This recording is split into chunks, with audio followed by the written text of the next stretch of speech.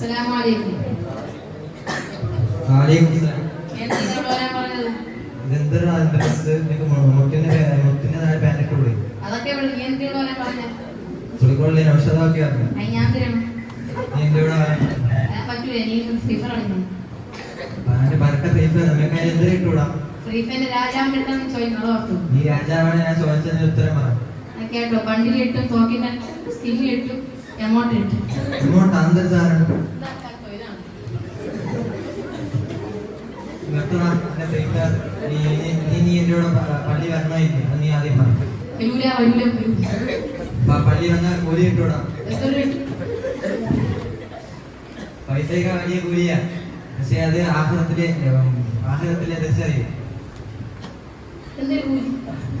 ആ കൂലി കിട്ടണമെങ്കിൽ നീ എന്റെ കൂടെ പള്ളി വരണം. എന്തിനാ പറയാൻ? പ്രശ്നമായിട്ട് പെടും. ഞാൻ നിൽക്കാം. വലിയ